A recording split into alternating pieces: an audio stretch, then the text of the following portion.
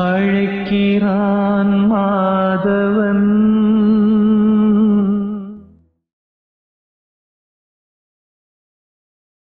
எல்லோருக்கும் வணக்கம்.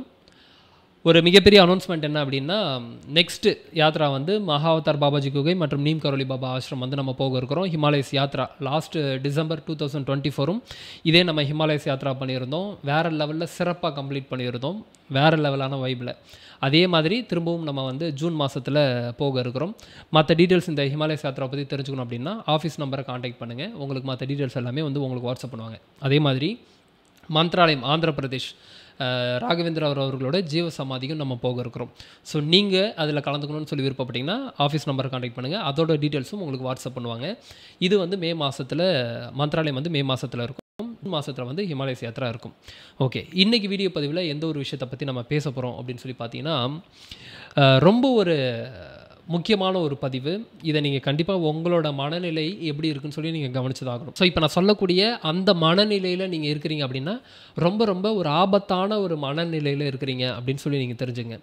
ஏன்னா இப்போ ஒரு விஷயத்தை நீங்கள் நல்லா புரிஞ்சுக்க வேண்டியது என்ன அப்படின்னா, இந்த மனநிலை தான் உங்களை வந்து சுகமாக வச்சுக்குதா இல்லை வந்து ஒரு பிரச்சனைக்குள்ளேயே வச்சுக்குதா அப்படின்றது வந்து தீர்மானிக்குது. அப்போ மனநிலை தான் ரொம்ப முக்கியமான ஒரு விஷயம். அதனால் எந்த மாதிரியான மனநிலையில் இருக்கீங்க அப்படின்றத அப்பப்போ நீங்கள் அனலைஸ் பண்ண வேண்டிய அவசியம் இருக்குது. இப்போ இன்றைக்கி நம்ம சொல்ல வேண்டியது, நீங்கள் எந்த ஒரு விஷயத்தையுமே கமிட்மெண்ட்டாக ஒரு ஒர்க்காக பார்த்தீங்க அப்படின்னா நிச்சயமாக உங்களுக்கு பிரச்சனையை கொடுக்கும். இப்போ நான் இது என்னன்றதெல்லாம் நான் உங்களுக்கு இந்த விஷயங்கள் நான் சொல்லி வரேன். நீங்கள் அதை எப்படி பார்க்குறீங்க அப்படின்னு சொல்லி நீங்கள் கொஞ்சம் திங்க் பண்ணி பார்த்துங்க. இப்போது உங்களுக்கு ட்ராவல் ரொம்ப பிடிக்கும். கிட்டத்தட்ட நீங்கள் இங்கேருந்து எனக்கு ஒரு 5000 கிலோமீட்டர் ட்ராவல் பண்ண சொன்னால் கூட நான் ரொம்ப சூப்பராக ட்ராவல் பண்ணி போய்ட்டு வருவேங்க.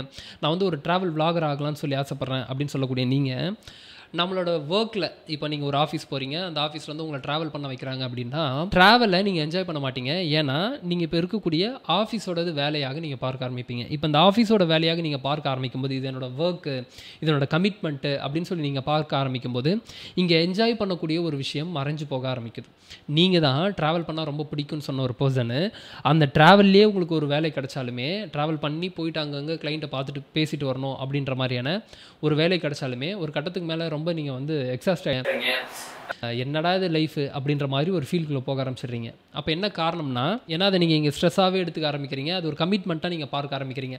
நம்ம பார்க்கக்கூடிய பார்வை தான், நம்ம பார்க்கக்கூடிய பார்வையை கொஞ்சம் மாற்றினா அது வேறு மாதிரியான நிலைகளை கொண்டு போகும். இப்போது பேசுகிறதுக்கு எனக்கு ரொம்ப பிடிக்குங்க அப்படின்னு சொல்லி சில பேர் சொல்லுவாங்க. நான் ஒரு ஆர்ஜேவாக இருந்தேன்னா எனக்கு பிடிக்கும், விஜேவாக இருந்தேன்னா பிடிக்கும் அப்படின்னு சொல்லக்கூடிய நீங்கள், ஏதாவது ஒரு இடத்துல உங்களுக்கு ஒரு வேலை கிடைக்குது, ஒரு ஆர்ஜேவாவோ இல்லை விஜேவோ வேலை கிடைக்குது அப்படின்னா, அதையும் டெய்லி நீங்கள் தொடர்ந்து செய்யும்போது, ஒரு விஜேவா நீங்கள் தொடர்ந்து செய்யும்போது அதுவும் உங்களுக்கு ஒரு பிரச்சனையாக இருக்கும். என்னடா டெய்லியும் நம்ம பேசிகிட்டே போயிட்டுருக்கோம், வரோம் போகிறோம் பேசுகிறோம், இப்படியே போயிட்டுருக்குன்னு சொல்லி அதுலேயும் உங்களுக்கு ஒரு ப்ரெஷர் உண்டாகும்.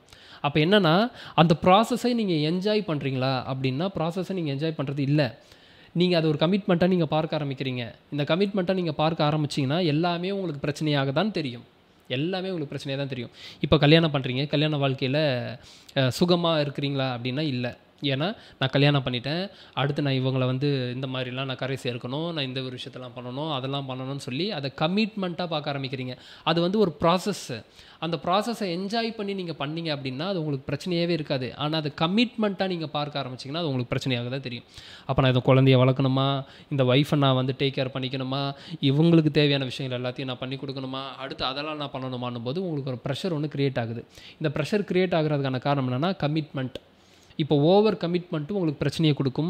இல்லை நார்மலாகவே அதை கமிட்மெண்ட்டாக ஒர்க்காகவே நீங்கள் பார்க்க ஆரம்பிச்சிங்கன்னா உங்களுக்கு பிரச்சனை கொடுக்கும். எதெல்லாம் உங்களுக்கு சந்தோஷத்தை கொடுத்துச்சோ அதெல்லாம் நீங்கள் வேலையாக பார்க்க ஆரம்பிச்சிங்கன்னா உங்களுக்கு பிரச்சனை கொடுக்கும். இப்போது ஒரு சின்ன ஒரு எக்ஸாம்பிள் இது கூட ரிலேட் பண்ணி சொல்கிறேன், உங்களால் புரிஞ்சுக்க முடியும். இப்போது என்னோடய ஒய்ஃபுக்கு நான் ஃபோன் பண்ணால் அவள் ரொம்ப சந்தோஷப்படுவா அப்படின்றது ஒரு மனநிலை. என் ஒய்ஃபுக்கு ஃபோன் பண்ணலன்னா எனக்கு பிரச்சனை வந்துடும், அப்போ நான் ஃபோன் பண்ணி என்னன்றது நான் சும்மா இப்போ கேட்டு வச்சிட்றேன் அப்படின்றது ஒரு மனநிலை. இப்போ அவள் சந்தோஷப்படுவான்னு நான் பண்ணியிருந்தேன்னா இது எனக்கு பிரச்சனையாக கொடுக்காது. ஆனால் இவள் ஃபோன் பண்ணலன்னா பிரச்சனை பண்ணுவான்னு சொல்லி அந்த கமிட்மெண்ட், இது ஒரு கமிட்மெண்ட்டாக நான் பண்ண ஆரம்பிக்கும்போது இது எனக்கு பிரச்சனை கொடுக்கும். ஏன்னா இப்போ நான் இவகிட்ட நான் பேசலைன்னா எனக்கு ஒரு பிரச்சனை வந்துடும் அப்படின்போது எனக்கு ஒரு கமிட்மெண்ட்டாக நான் பார்க்க ஆரம்பிக்கிறேன். அப்போ இதை நான் வந்து கடமைக்கேன்னு செய்ய ஆரம்பிக்கிறேன். அவள் பேசினா சந்தோஷப்படுவா அப்படின்னா கூடிய இந்த மைண்ட் செட்டுக்கு நான் வந்துட்டேன் அப்படின்னா இதை நான் ரொம்ப சந்தோஷமாக எடுத்து பண்ண ஆரம்பிப்பேன். ஏன்னா ஒருத்தவங்களோட சந்தோஷத்துக்கு நம்ம பண்ண ஆரம்பிச்சோன்னா இது எனக்கு ஒரு பிரச்சனையாகவே தெரிய ஆரம்பிக்காது. ஆனால் இப்போ நான் வந்து ஒரு பிரச்சனை வந்துடக்கூடாதுன்றதுக்காக ஒரு விஷயத்தை நான் பார்க்க ஆரம்பிக்கிறேன் அப்படின்னா, செய்ய ஆரம்பிக்கிறேன் அப்படின்னா, அது எனக்கு பிரச்சனையாக தான் முடியும். எல்லாமே நம்ம கமிட்மெண்ட்டாக பார்க்குறத கொஞ்சம் நீங்கள் தவிர்த்துக்கணும். எல்லாமே ஒரு ஒர்க்காக நீங்கள் பார்க்குறத வந்து நீங்கள் தவிர்த்துக்கணும். இப்போ இந்த மாதிரி கமிட்மெண்ட்டுன்ற ஒரு விஷயத்துக்குள்ளே போகும்போது தான் இன்னும் நல்லா டீப்பாக திங்க் பண்ணி பார்த்தீங்கன்னா தெரியும். எதுக்கு நான் இந்த ஒரு விஷயத்தை இவ்வளோ அழுத்தி சொல்கிறேன் அப்படின்னா, ஏகப்பட்ட இடத்துல நாங்கள் ட்ராவல் பண்ணும்போது எனக்கு கிடைச்ச சில அனுபவங்கள், எனக்கு உண்டான ஒரு மனநிலையை தான் நான் வந்து எப்படி இருந்ததுன்றதை நான் உங்ககிட்ட நான் சொல்கிறேன். நம்ம போகிறது சுற்றி பார்க்க. ஆனால் அந்த சுற்றி பார்க்க போகும்போது நம்ம வந்து 10 to 11 இங்கே பார்த்துடணும், 11 to 12 இங்கே பார்த்துடணும், 1 to 2 இங்கே பார்த்துடணும் இப்படின்னு சொல்லி நம்ம ஒரு ஸ்கெடியூல் போட்டிருந்தோன்னா, இப்போ நீங்கள் அங்கே போய் பார்த்து அங்கே என்ஜாய் பண்ணுறதுக்குள்ளே அடுத்த ஸ்கெடியூலுக்குள்ளே இயங்க ஆரம்பிப்பீங்க. அப்போ இதுவே உங்களுக்கு ஒரு ப்ரெஷர் ஆகிடும். நீங்கள் போனதே என்ஜாய் பண்ணுறதுக்கு தான். ஆனால் அந்த என்ஜாய்மெண்ட்டே வந்து பார்த்தீங்கன்னா ஒரு ப்ரெஷராக ஸ்ட்ரெஸ்ஸாக மாறுறதுக்கான காரணம் என்னென்னா, அந்த இடத்துல வந்து எனக்கு இதுக்குள்ளே நான் அதை பண்ணி ஆகணுமே, இதுக்குள்ளே நான் அதை செஞ்சு ஆகணுமேனு கூடிய அந்த ஒரு கமிட்மெண்ட்டு.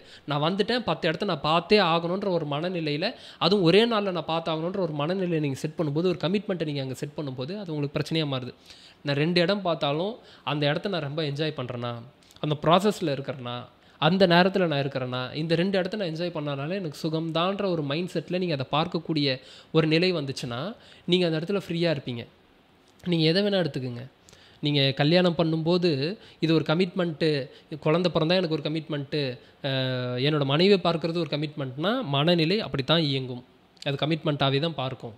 இப்போ நான் என்ன கேட்குறேன், நீங்கள் உங்களுக்கு பண்ணக்கூடிய ஒரு விஷயத்த இன்னொருத்தருக்கு பண்ண சொன்னால் நீங்கள் ரொம்ப கமிட்மெண்ட்டாக ஒரு ஒர்க்காக நீங்கள் பார்ப்பீங்க, ரொம்ப கஷ்டப்படுவீங்க. இப்போது உங்களுக்கு வந்து ஷாப்பிங் போகிறது ரொம்ப பிடிக்கும், உங்ககிட்ட ஏதோ ஒரு பொருள் இல்லை. இப்போ ஒரு ஐஃபோனு உங்ககிட்ட இல்லை. இப்போ ஐஃபோன் வாங்குறது உங்களுக்கு ரொம்ப பிடிக்குது அப்படின்னா, இப்போ யாராவது வந்து கூப்பிட்றாங்க, வா உனக்கு ஐஃபோன் வாங்கி தரேன் அப்படின்னு சொல்கிறாங்க. ஆனால் அதே ஒரு 10 நிமிஷத்துக்கு முன்னாடி வெளியே கூப்பிட்டுருப்பாங்க, வாங்க அதெல்லாம் போய் வாங்கிட்டு வந்துடலாம்னு சொல்லியிருப்பாங்க. இல்லை மளிகை சாமான் வீட்டுக்கு தேவைப்படுது, வாங்க அதெல்லாம் போய் வாங்கிட்டு வந்துடலாம் அப்படின்னு சொல்லியிருப்பாங்க. என்னோடய உடம்பு இருக்க நிலை தெரியுமா உனக்கு, என்னால் எந்திரிச்சு கூட போக முடியாது, எனக்கு வந்து அந்த பிரச்சனை இருக்குது, எனக்கு இந்த பிரச்சனை இருக்குது, ஒரு மாதிரி ஃபீவரிஷாக ஃபீல் பண்ணுறேன், உடம்பு ரொம்ப டயர்டாக ஃபீல் பண்ணுறேன்னு சொல்கிறேன். நீங்கள் அந்த மாதிரி உங்களுக்கு தேவையான ஒரு விஷயத்துக்காக யாராவது வந்து கூப்பிடும்போது தாராளமாக நீங்கள் கிளம்பி போயிடுவீங்க. இது எதுவுமே உங்களுக்கு பிரச்சனையே தெரியாது. ஏன்னா இது உங்களுக்கு சந்தோஷத்தை கொடுக்குது. அப்போ இது உங்களுக்கு சந்தோஷத்தை கொடுக்கறதுக்கான காரணமே என்ன அப்படின்னா, நீங்கள் அதை வந்து ரொம்ப என்ஜாய் பண்ணுறீங்க. எனக்கு கிடைக்குதுன்னு போது அதை நான் என்ஜாய் பண்ணுறேன்.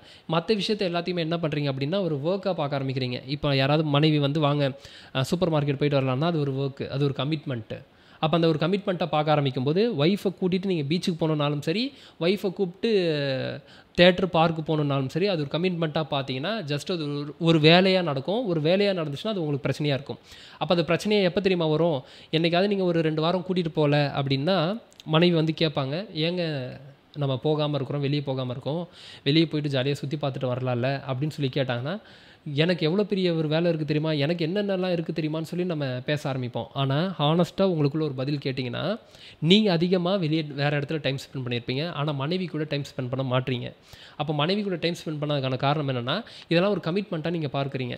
கூட்டிகிட்டு போய் அவங்க கூட சந்தோஷமாக இருக்கக்கூடிய மனநிலையை நீங்கள் உருவாக்கிக்கிட்டீங்க அப்படின்னா, அது உங்களுக்கு வந்து ரொம்ப ப்ராசஸை நீங்கள் என்ஜாய் பண்ணுறீங்கன்னு அர்த்தம். இப்போ படத்துக்கு போகிறீங்க, படத்துக்கு போனதுக்கப்புறம் படத்தை என்ஜாய் பண்ணணுமா, இல்லை அந்த டைம் ஐயோ இந்த 8 மணிக்கு வந்து படம் முடியுது, 9 மணிக்கெலாம் நான் வீட்டுக்கு போகணுன்ட்டு அடுத்த ஒரு கமிட்மெண்ட்டுக்குள்ளே நீங்கள் ஓடுவீங்களா? முதல்ல படத்தை என்ஜாய் பண்ணுங்கள். அந்த படத்தை என்ஜாய் பண்ணதுக்கப்புறம் அடுத்த வேலை என்னவோ நம்ம அதை பார்ப்போம். எல்லாத்தையுமே நீங்கள் ஒரு ஒர்க்காக பார்க்க ஆரம்பிக்கிறீங்க, கமிட்மெண்ட்டாக பார்க்க ஆரம்பிக்கிறீங்கன்னா உங்களுக்கு பிரச்சனை தான். நான் முன்னாடியே சொன்ன மாதிரி அந்த ஃபோன் மேட்ரு தான். சந்தோஷமாக ஃபோன் அடிக்கிறீங்களா, இல்லை வந்துடக்கூடாதுன்றக்காக ஃபோன் அடிக்கிறீங்களா? இது மிகப்பெரிய ஒரு ஆழமான ஒரு விஷயத்தை உங்களுக்கு சொல்லிக் கொடுக்கும். இதை நல்லா திங்க் பண்ணி பாருங்கள். எல்லா இடத்துலையுமே நம்ம வந்து பிரச்சனை ஏற்பட்டக்கூடாதுன்றதுக்காக தான் ஒரு விஷயத்தையும் நம்ம செய்கிறோம். அப்போது அட்லீஸ்ட் எந்தெந்த விஷயத்துலலாம், எல்லா விஷயத்துலையும் இது என்னால் அப்ளை பண்ண முடியலைங்க, கொஞ்சம் கஷ்டமாக இருக்குது அப்படின்னு சொல்லக்கூடிய நீங்கள் சின்ன சின்ன விஷயங்களில் இதை அப்ளை பண்ணி ஃபஸ்ட்டு பாருங்கள். எல்லாத்தையுமே ஒர்க்காக பார்க்காம, எல்லாத்தையுமே கமிட்மெண்ட்டாக பார்க்காம, கொஞ்சம் எல்லாத்தையுமே வந்து ஒரு ப்ராசஸாக நீங்கள் பாருங்கள். அப்படியே நீங்கள் இருக்கிறீங்க, அதுலேயே நீங்கள் நகர்ந்து போகிறீங்க. அந்த ப்ராசஸை என்ஜாய் பண்ணுங்கள். இது உங்களுக்கு ஒரு பிரச்சனையாக தெரியாது. அப்போது எந்தெந்த இடத்துலலாம் அதை அப்ளை பண்ண முடியுமோ அந்தந்த இடத்துலலாம் அப்ளை பண்ணி பாருங்கள். அதுக்கப்புறம் ஆட்டோமேட்டிக்காக ஒரு இடத்துலையுமே மைண்ட் செட் எப்படி அப்படின்னா, அதையும் ஒரு ப்ராசஸாக நீங்கள் பார்க்கக்கூடிய மைண்ட் செட் வந்துடும். எடுத்த உடனே ஒரு ப்ராசஸாக பார்க்கக்கூடிய மைண்ட் செட்டுக்கு நீங்கள் போவீங்களா அப்படின்னா எல்லா விஷயத்துலையுமே போக முடியாது. அதனால தான் நான் என்ன சொல்கிறேன்னா, எந்தெந்த இடத்துலலாம் அட்லீஸ்ட் முடியுதோ அந்தந்த இடத்துலலாம் இதை அப்ளை பண்ணி பாருங்கள். இப்படி நீங்கள் அப்ளை பண்ணி பார்த்தீங்கன்னா ஒரு மனநிலையில் ஒரு மாற்றம் வர்றது உங்களுக்கே தெரியும். ஒரு மாதிரி லேஸாக இருக்கிறது உங்களுக்கு ஒரு ஃபீல் ஆகும். என்னங்க இவ்வளோ நாளாக என் மனைவியால் பிரச்சனை இருந்தது, இப்போலாம் எனக்கு பிரச்சனையே இல்லை அப்படின்னா, மாறுறது மனைவி இல்லை நீங்கள். இப்போ என்னோட மேனேஜர்னால எனக்கு ஒரு பிரச்சனையாக இருக்கே அப்படின்னா மாறினது மேனேஜர் இல்லை, நீங்கள். சுற்றி உள்ளது எல்லாமே எனக்கு பிரச்சனையாக இருந்தது அப்படின்னா மாறினது சுற்றி உள்ளவங்க கிடையாது, நீங்கள். அப்போ எல்லாமே நம்ம பார்க்கக்கூடிய பார்வை தான். நம்ம அதை எப்படி பார்க்குறோம்? கமிட்மெண்ட்டாக பார்க்குறோமா, இல்லை அதை நான் ரொம்ப என்ஜாய் பண்ணி பண்ணுறேன்னா? இப்போ நான் என்ஜாய் பண்ணி பண்ணேன்னா அது எனக்கு பிரச்சனையாகவே வராது. அதனால தான் நான் எப்பயுமே நான் சொல்கிற ஒரு விஷயம் என்னன்னா, மற்றவங்க சொல்லக்கூடிய ஒரு விஷயம் என்ன அப்படின்னா, ஒரு ஒர்க் பண்ணுறீங்கன்னா கூட ரொம்ப பிடிச்சதை செய்யு அப்படின்னு சொல்கிறதுக்கான காரணம்னா, பிடிச்சதை செஞ்சேன்னா அங்கே டைம் போகிறதே தெரியாது. அது பாட்டுக்கு டைம் கடந்து போயிட்டே இருக்கும். ஆனால் பிடிக்காமல் ஒரு விஷயத்தை நம்ம செய்யும்போது டைம் போகிறதே நம்மளுக்கு மிகப்பெரிய ஒரு கடினமான ஒரு வேலையாக இருக்கும். அப்போ அந்த இடத்துல நம்ம எப்படிப்பட்ட ஒரு மைண்ட் செட்டில் இயங்கிட்டு இருக்கிறோம் அப்படின்றத கொஞ்சம் நீங்கள் நிதானித்து கவனித்து பார்த்தீங்கன்னா உங்களுக்கு எல்லாமே புரியும். ஸோ இந்த ஒரு விஷயத்தை தான் நான் உங்ககிட்ட பகிர்ந்துக்கணும் அப்படின்னு சொல்லி விருப்பப்பட்டேன். நீங்கள் சின்ன சின்ன விஷயங்களில் இதை அப்ளை பண்ணி பாருங்கள். நீங்கள் இது வரைக்கும் கமிட்மெண்ட்டாக பார்த்துருக்கிறீங்களா, இல்லை அந்த ப்ராசஸாக என்ஜாய் பண்ணியிருக்கீங்களா அப்படின்னு சொல்லி கமெண்ட் செக்ஷனில் கமெண்ட் பண்ணுங்கள். மீண்டும் இதே மாதிரி இன்னொரு வீடியோ பதிவில் சந்திக்கிறேன். நன்றிகள், வணக்கம்.